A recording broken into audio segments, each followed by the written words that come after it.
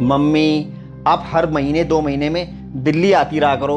आपको पता है रिद्धि आपको कितना याद करती है, मुझसे पूछती रहती है कि पापा दादी हमारे घर नहीं आती है, आप मुझे दादी के पास लेके चलो। अब मम्मी आपको तो पता ही है मेरे पास बिल्कुल टाइम नहीं रहता है, इसलिए मम्मी आप हर दूसरे महीने यहाँ आ जाया करो। हाँ बेटा, मैं भी यही सोच रही हूँ। अब मैं यहाँ पे आई हूँ, 15 दिन रह लेती हूँ, रिद्धि के साथ जी भर के खेल लेती हूँ।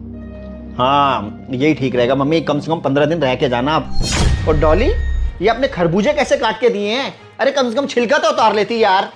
ओ सॉरी राजीव, वो क्या है ना, आज मेरी तबीयत थोड़ी ठीक सी नहीं लग रही थी, तो जल्दबाजी में ऐसी काट कर लेके आ गई हूँ। एक तो तुम्हारी तबीयत का ना रोज का ही रोना हो गया है। मम्मी इसके माँ बाप ने ना बीमार लड़की मेरे पल्ले बांध दी है।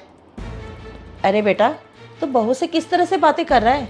आजकल तो वायरल चल रहा है, घर घर में लोग बीमार पड़े हैं, तो उसमें उसकी क्या गलती है? अरे छोड़ो मम्मी, वायरल चल रहा है ना, तो आपको कुछ हुआ है ना मुझे कुछ हुआ है। सारी बीमारियां पता नहीं ले दे के इसी को क्यों होती है। आपको नहीं पता मम्मी, कोई भी काम ये ढंग से नहीं करती है।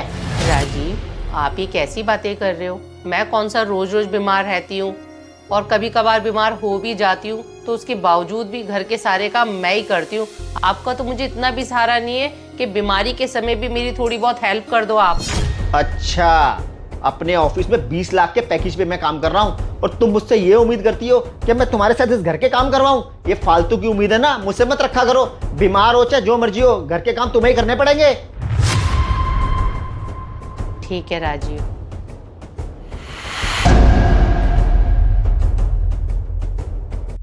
हाँ ये तो है मम्मी, धूप आज बहुत ज्यादा तेज है। आप बैठो बैठो। राजीव सुनो, हाँ डॉली। वो मैं कह रही थी, आप मम्मी जी को साड़ी दिलाने ले जा रहे हो, मुझे भी लेकर चलो, मैं भी अपने लिए एक आध सूट ले लूँगी। आप तो ना अपनी टांग पहले अड़ा लिया करो। अरे जो भी तुम्हें लेना होता है खुद से मार्केट जाया करो और खुद से लिया करो, मुझसे फालतू उम्मीदें मत रखा करो। आ जाती हो।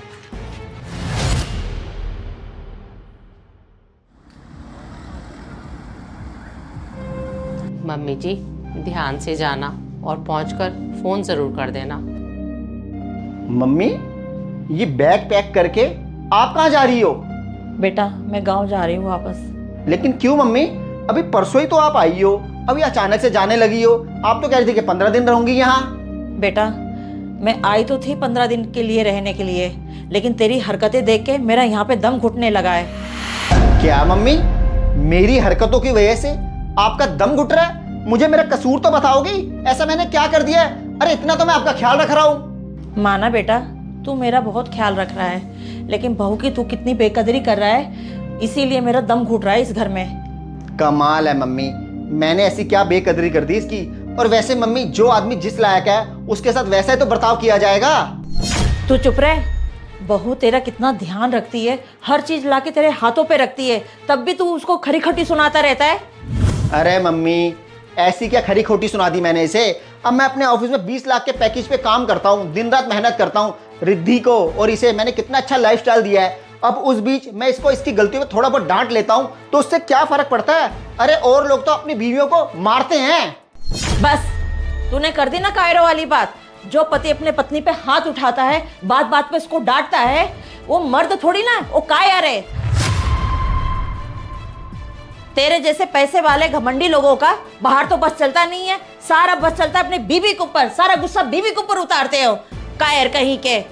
राजीव आपसे एक बात बोलूं, एक बेटी शादी से पहले अपने माँ बाप के घर में ना राज करती है, और उसके माँ बाप भी अपनी बेटी की शादी बड़े ही अरमानों से करते हैं और ये सोच के करते हैं कि उनकी बेटी अपने ससुराल में राज करेगी।